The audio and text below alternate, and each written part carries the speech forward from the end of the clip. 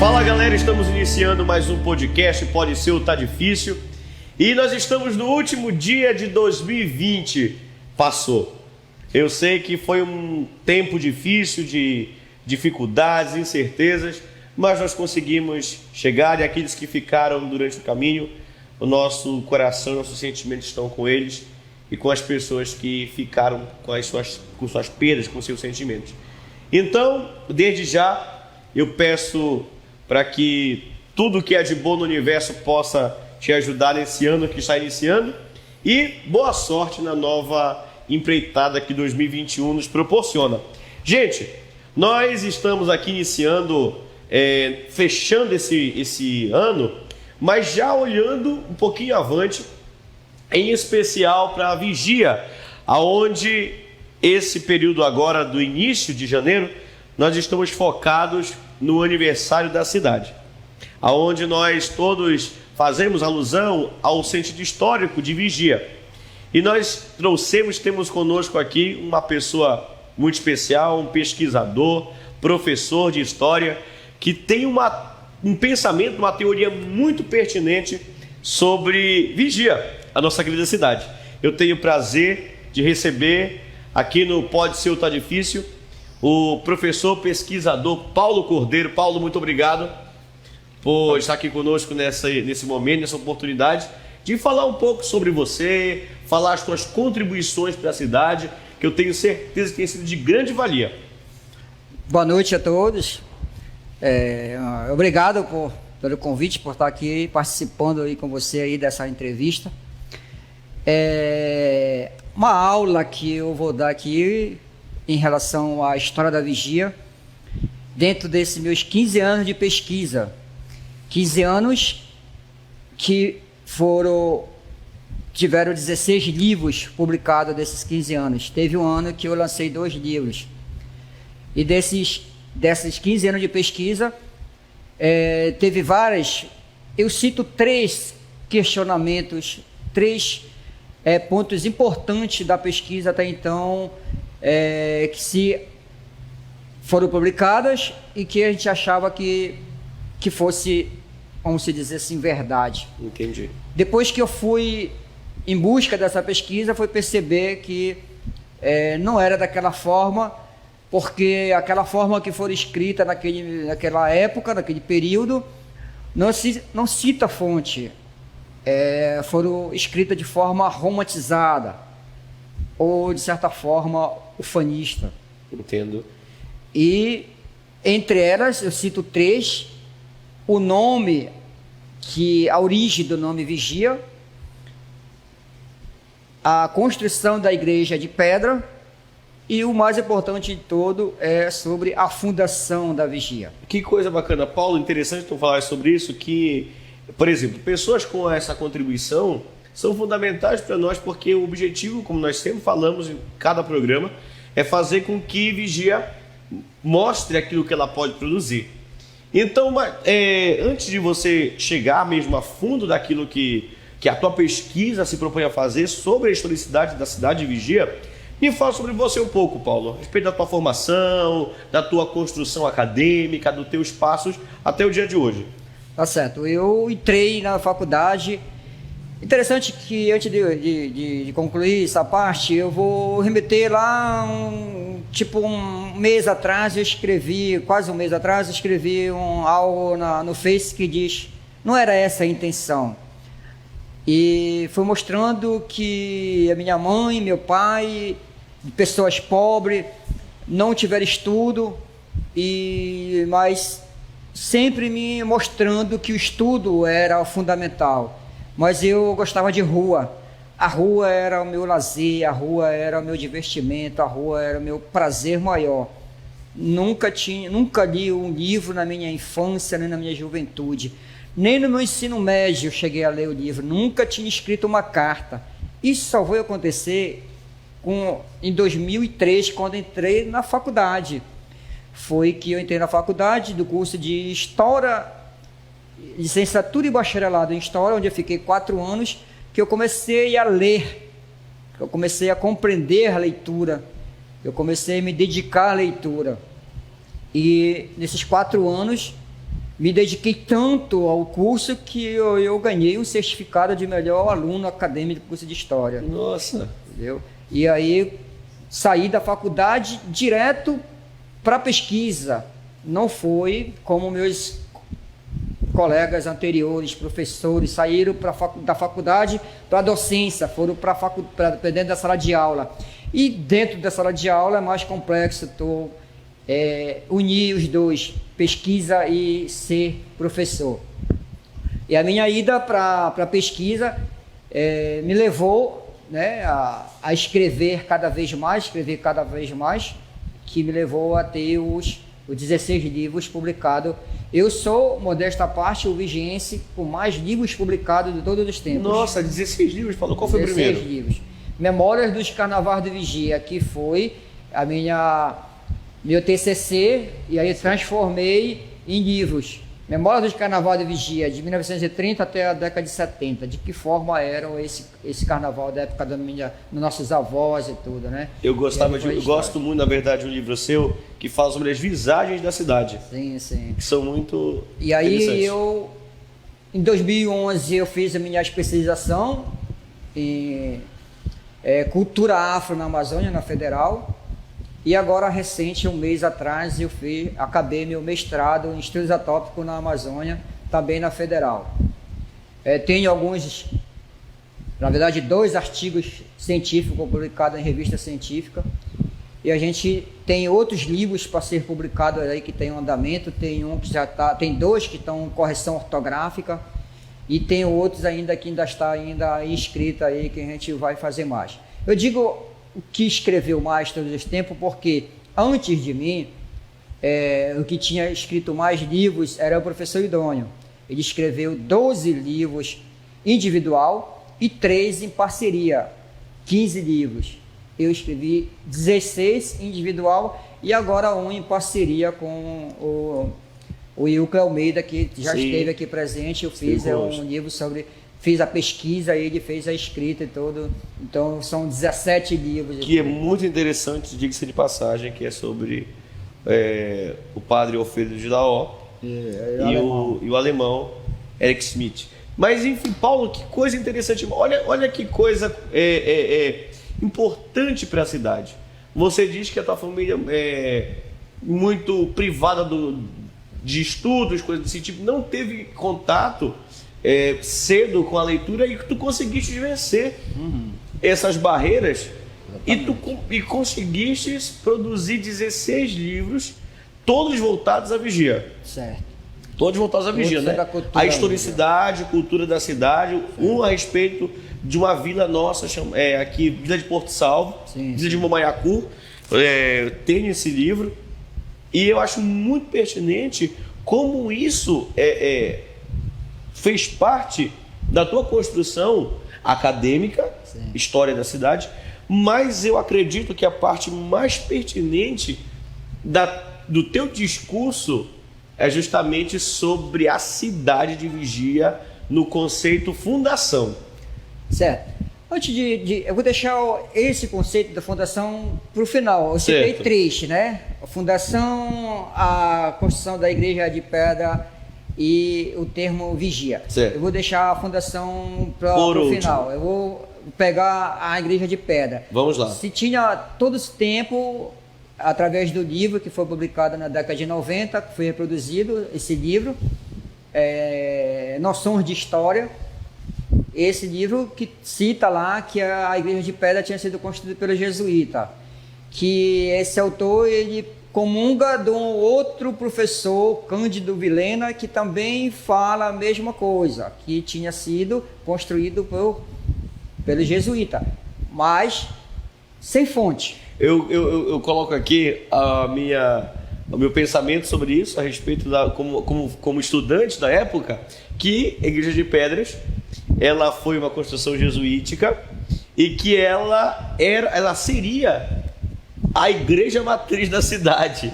Segundo as tuas pesquisas, Paulo, isso procede? Não procede. Porque a igreja de pedra, que está escrito lá, cita que foram os jesuítas, mas não cita como ele conseguiu dizer de que forma, qual fonte ele comungou para mostrar que a igreja era do jesuíta. E aí eu estou escrevendo As Irmandades Religiosas, foi um livro que foi publicado pela imprensa oficial, e inclusive foi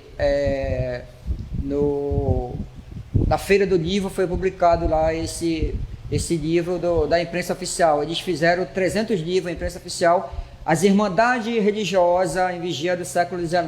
Olha que coisa, em Belém isso é muito forte, sim, principalmente com a Irmandade do Céu do Rosário dos Homens Pretos, sim, sim, que é fundamental, fantástico na história. Eu encontrei 10 irmandades religiosas na Vigia. Nossa. Dessas 10 eu coloquei lá no livro, lá, sabe?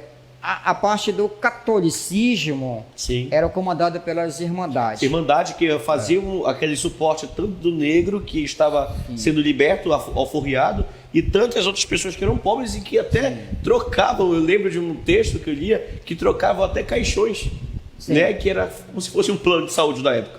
Exato.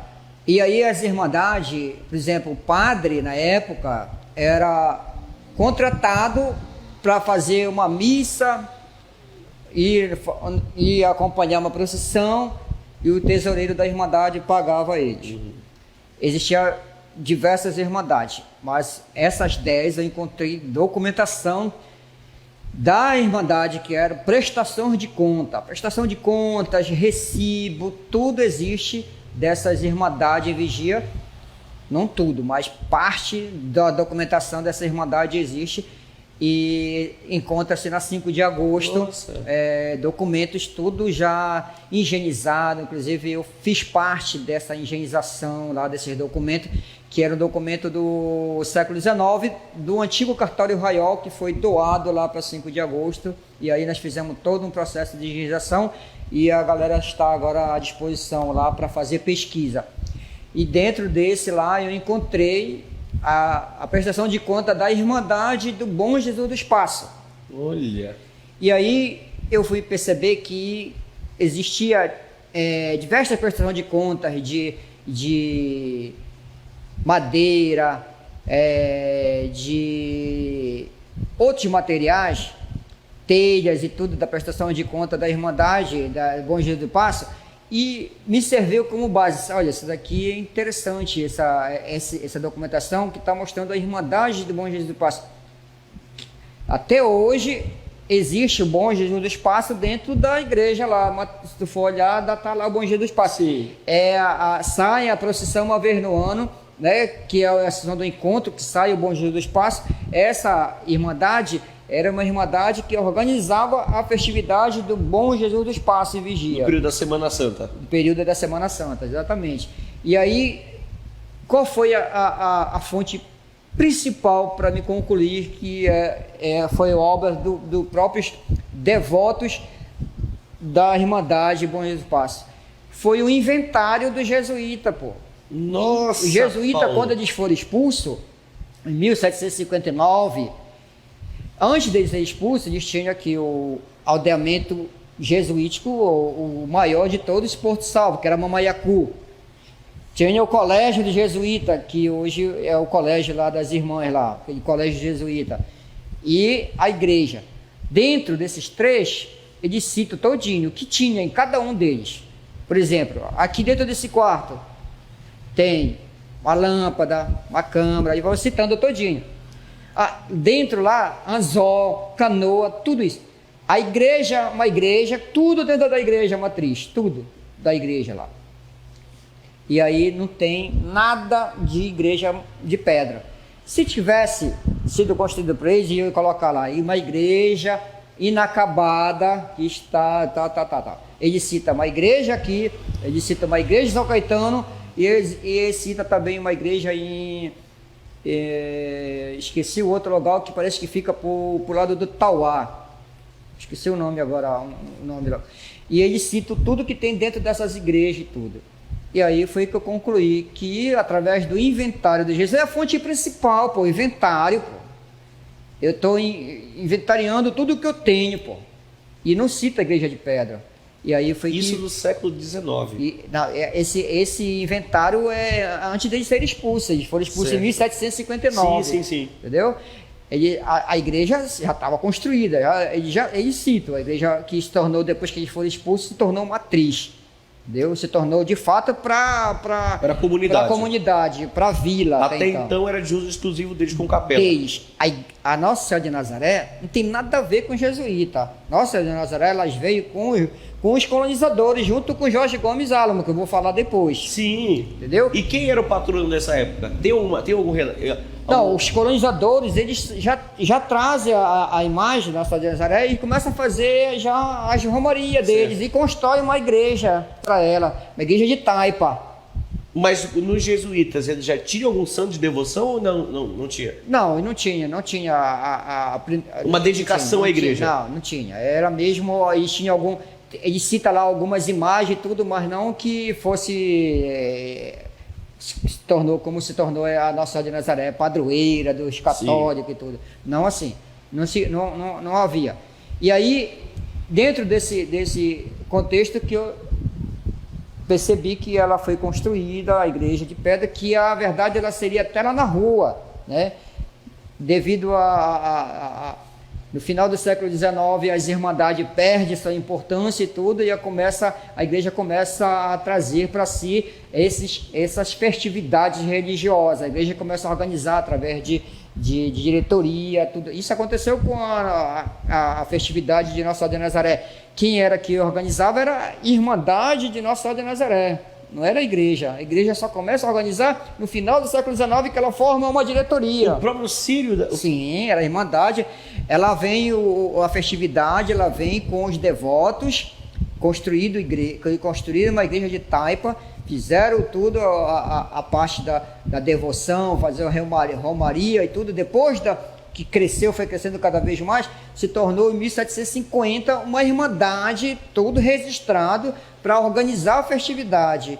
No final do século XIX, 1889, por aí mais ou menos, é que as irmandades vão perdendo essas importâncias, e a igreja o tentáculo da igreja vão trazendo, que era um dos últimos tentáculos da romanização da igreja católica no Brasil, é pegar a cultura popular. Pegar, por exemplo, essa festividade aqui está dando lucro, vamos pegar, trazendo tudo para cá. Entendi. Entendeu? Aí eles foram se agrupando e fazendo diretoria, aí que surge a diretoria para a festividade. Eu lembro que eu estava no ensino fundamental, eu ouvi uma vez dizer o seguinte: Plácido, o caboclo que encontrou a imagem da Senhora Nazaré, era vigiense. E que o rio Murucutu era o que passava atrás da igreja de pedra, de uma igreja matriz. Isso tem algum relato histórico ou é fictício? Isso é mais mito, né? Mais mito. Isso aí tu tá vendo que é 1600, pô. Né? 1600, no início, metade do 1600, 1650, 1660, 1670 que começa a ter isso aí. Mas não tem documento e tal. Isso aí se tornou muito. Às vezes é mito, tem muito mito por trás. Acredito também que por trás de toda o pensamento teoria e tudo e tal. Acreditava-se que também a imagem que está no Glória em Belém seria uma imagem de vigia e que isso foi para lá. Também a imagem que veio para cá, para vigia, foi a imagem que veio com os colonizadores. A imagem também de lá, segundo pesquisa do historiador que chegou aí até para lá, não sei o que, Coelho, meu Deus, ele concluiu que também os açorianos vieram para colonizar também, não estão colonizando Belém, também estão trazendo imagem também, que lá em Nazaré, no interior de Portugal, a devoção era muito grande com relação a Nossa Senhora de Nazaré. Mas isso daí é outra história. Sim. E aí eu concluí sobre essa parte da Igreja de Pedra, que foi uma polêmica e tal, e tal, e tal. E aí depois eu fui mostrar também a origem do nome Vigia, que segundo o Raiol, ele surge no Vigia porque foi por causa de um guarita, foi formado uma pequena guarita que tinha uma pessoa que ficava vigiando os navios lá de contrabando, e através disso, vigiar, e surge o nome de vigia, tem origem por causa que ele estava vigiando lá. Entendi. A guarita. Isso foi se reproduzindo e tal. Depois eu fui perceber, no livro do jesuíta chamado Bentendorf, esse é um livro que se diz, tu vai escrever sobre 1700, tu vais trabalhar sobre a questão jesuíta no Grão-Pará. Esse livro, ele é fonte, porque ele vivenciou o período. Ele ia no rodeamento, via o que era que tinha, escrevia e tal. Chama as crônicas, que ele ia em todos os lugares, todos os rodeamentos na Amazônia e escrevia o que estava. E ele cita lá que quem deu o nome de vigia foi Jorge Gomes Álamo, que deu o nome Vigia. E aí eu fui pesquisar e vi na internet que existe lá em Portugal uma cidade chamada Vigia. E aí fui associar. Como era a política de Portugal, sempre dá nome, aonde fundava, dava o nome em alusão de uma cidade, ou povoamento, uma vila, ou até uma padroeira de Nossa Senhora de Porto Salvo. Era uma padroeira de lá, de Porto Se não me engano, a Senhora da Luz. Não, a Senhora da Luz já é outra história. Ela já vem já com a devoção das irmandades que tinha a Nossa Senhora da Luz. Eles tinham uma irmandade na Nossa Senhora da Luz. Olha que coisa. Tá lá nesse meu livro lá, pá. Tá lá no do Mamaiacu. Do Mamaiacu, pô. Aí ele foi essa parte. Então, que o Jorge Gomes, né, o Barão do Guajará, quando ele cita lá no Motins Político, lá, que é o livro Motins Político, o Barão do Guajará é um vigiense, político, escritor e escravocrata, né? Existia diversos escravos, ele era dono de diversos escravos, de negros escravizados, é o termo correto. E ele escreveu lá que era a vigia, o nome era sobre isso que eu falei, mas não cita a fonte, não mostra a fonte. Inclusive, o primeiro a questionar sobre isso, que ele não aprofundou, mas ele questionou, foi o antropólogo Heraldo Moés. Sim. Na tese dele, que ele escreveu sobre parte lá de Itapuá, sobre as lendas, coisas desse tipo. Exatamente. Ele cita lá sobre isso, que ele não cita a fonte. Não existia fonte, em todo o documento que ele foi, não existiu fonte, que existia uma guarita lá para dizer que surgiu através dessa guarita. Vigia, né? Aí foi que eu peguei isso, aí eu fui pesquisar e fui descobrir que existia a vigia lá de Portugal. E o terceiro...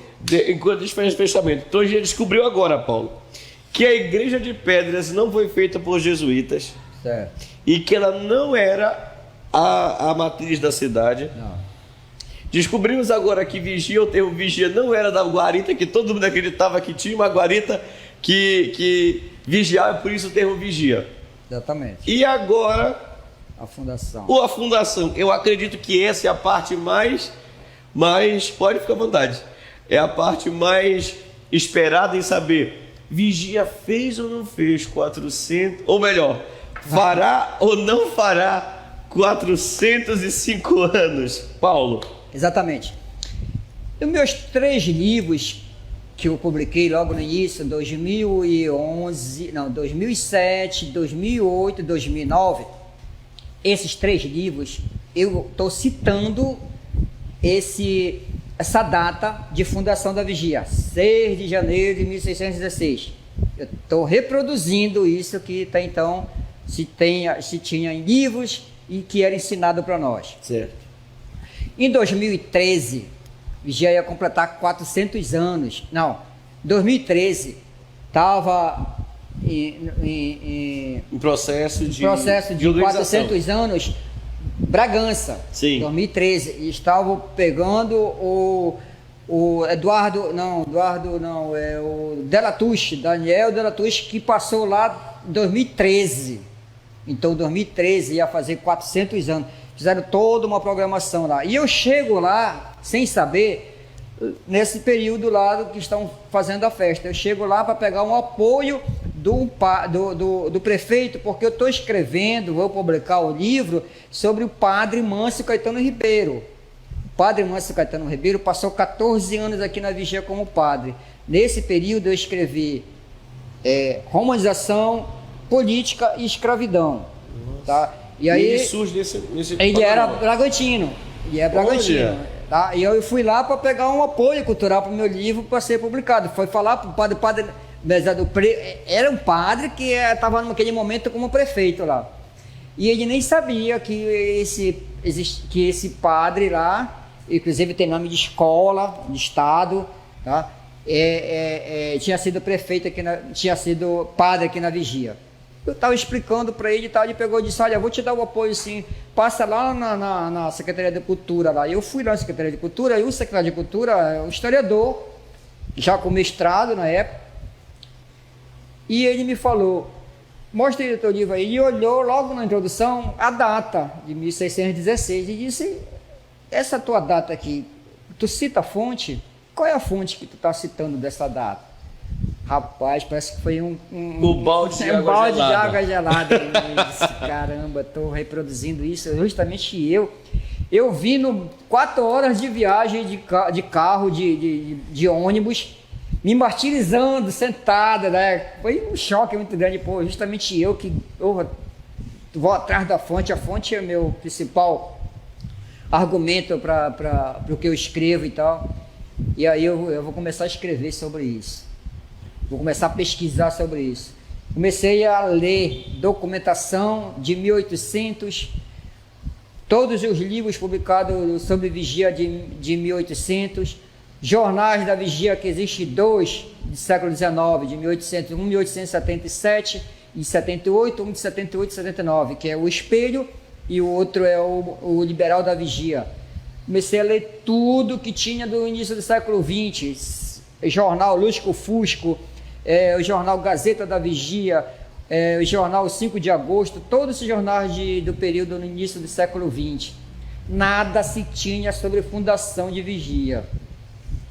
E aí eu disse, caramba, quando é que vai aparecer fundação da Vigia? Já vai aparecer lá no início do século, só no início de 1980, que aparece a fundação da Vigia. Até então não se tinha data, não se comemorava nada, porque não se tinha um documento, não se tinha uma data para comemorar. Entendi. Entendeu? E aí foi que se criou um prefeito, na época, idealizou essa data. Simplesmente idealizou, para mostrar que Vigia era mais antiga do que Belém, 6 dias. Dentro da academia, todo mundo sabe ali, os acadêmicos, professores, todo quem faz pesquisa, sabe que a Amazônia, a pesquisa, a conquista da Amazônia, ela começa em Belém, 6 de janeiro de 1616, com documento e tudo. E aí essa pessoa que idealizou da Vigia, queria que a Vigia fosse 6 dias antes. E aí foi se reproduzindo, poder dentro no momento político, foi colocando para a sociedade foi aceitando, foi colocando livros, foi se reproduzindo e não teve questionamento. Vigia 6, né? Não teve questionamento. Teve historiadores que se formaram antes de mim, mas, como eu disse, eles foram para dentro da sala e não questionaram, reproduziram o que estava, continuavam reproduzindo.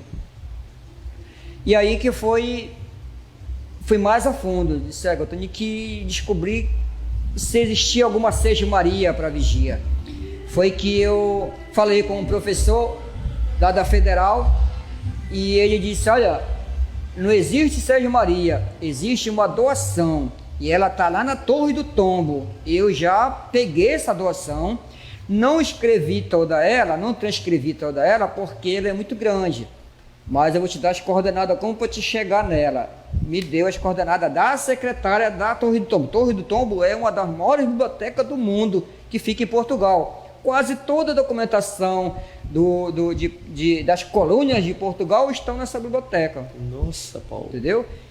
Tudo que tu imagina, recibo, tudo, porque na época, tudo para construir alguma coisa aqui na Vigia, Cid, Os vereadores tinham que solicitar autorização, e aí ela chegava lá no rei, para poder vir autorização para fazer isso aqui, porque as terras eram pertencentes à coroa. Exatamente. Coisa, olha. E aí foi que eu, depois de 3 meses estando em contato, eu consegui um contato dessa pessoa, foi que eu comecei a falar por e-mail e tal, e tudo. No final ela disse, olha, existe a doação, e essa doação, eu posso mandar em CD para você, ela tem um custo e tudo, e disse, não, pode deixar, porque, olha, está aqui no euro, até chegar lá tem que ter um banco e tudo, não tem problema. Aí, e eu perguntei para ela, além dessa documentação, existe outra documentação? Eu disse, olha, eu vou fazer a pesquisa. Aí ela veio, trouxe uma pesquisa que tem, eu acho que eu conferi, deve ter umas 600 páginas, que é 600 documentos sobre vigia de 1600 e 1700. Isso aí vai ser lançado um livro sobre esse processo de colonização da vigia, vai ser lançado um livro. Além de você, nunca outra pessoa procurou isso? Não. Essa documentação da vigia, ela estava praticamente lá guardado, lá, né, na Torre do Tombo, guardado esse outro meu também, que eu encontrei no Arquivo Histórico Ultramarino também, que é outra documentação lá em Portugal, outro acervo de documentação, estava também, encontrei muitas coisas de lá, tudo dentro de casa lá, do meu computador, a facilidade da internet, né? E aí, em posse disso, eu comecei a ler. A documentação é de 1652. O Dom João IV faz uma doação por Jorge Gomes Álamo para ele vir fundar aqui a vigia, vir fundar um lugar que depois o Jorge Gomes vem e dá o nome de vigia, e aqui construir engenho. Ele chega a construir engenho, tem uma documentação do Jorge Gomes mostrando,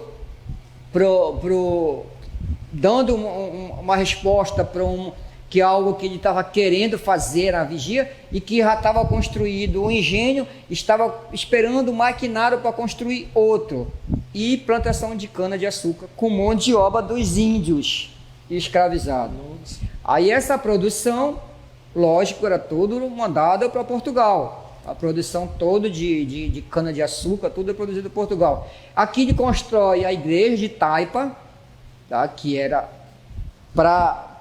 justamente para imagem de Nossa Senhora de Nazaré, que eles trazem, tá, que eles são devotos de lá, da imagem, e aqui eles constroem várias coisas. Depois, com 3 anos antes, ele abandona a vigia, depois de 3 anos se torna vila. E depois que se torna vila, quando a vigia se torna vila, ela já tinha abastecimento de água, que era poço.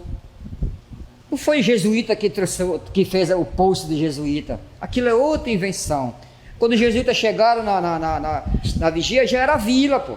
Vila, já viu uma vila sem água potável, sem água para se beber e tudo? Já existia o processo de poço. Os negros, eles tiveram importância fundamental em construção de poço, em construção de prédios, na cultura. Eles tiveram muita importância.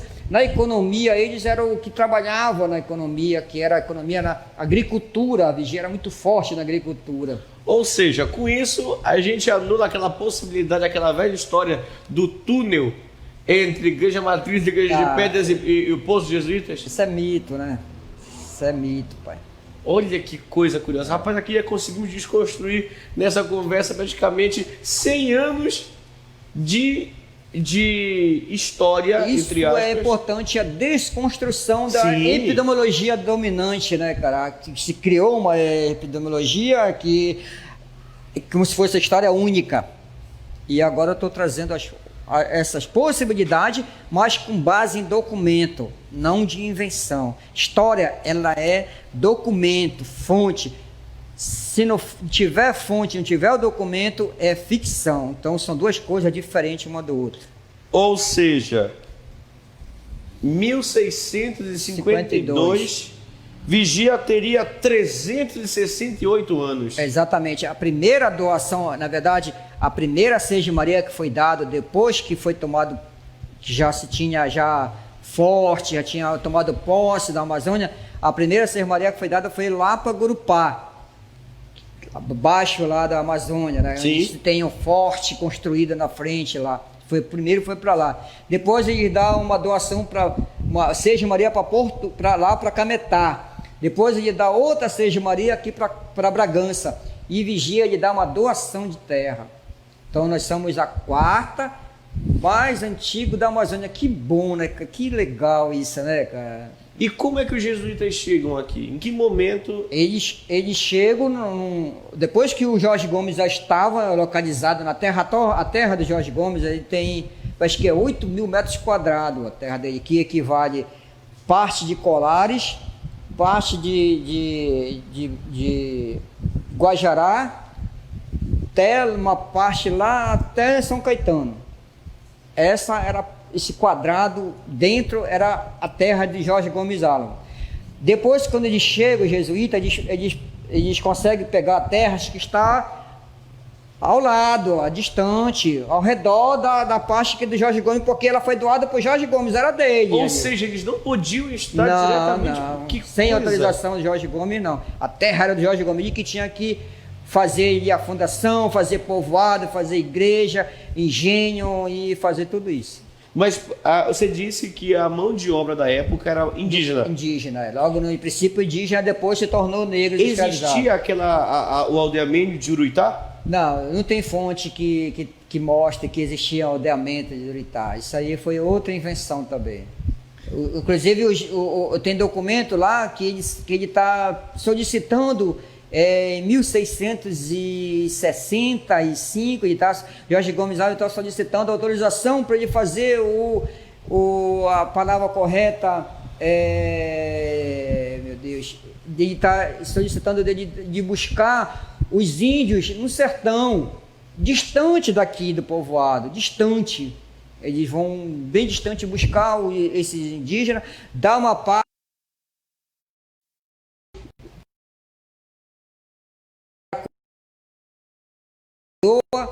e outra parte vai servir aqui para trabalhar na cana de açúcar, na plantação e tudo como mão de obra escravizada. Tanto é que espaço. Então, Paulo, eu vi uma outra teoria a respeito de uma data anterior a 1616, é 1613, com uma esquadra francesa. Se é 16 não tem, olha 13, né? Olha só, que seria... É invenção, Quando se funda algo, se cria, se constrói, se edifica, não passa. Se tu passa, tu diz, ele passou.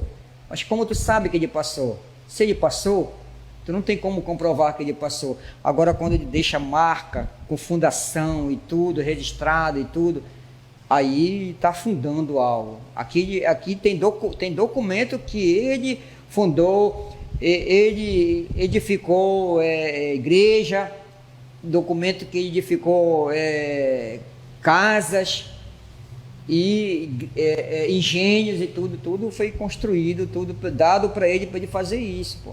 Entendeu? As terras que pertenciam, na época não era nem um Grã-Pará, era o Maranhão.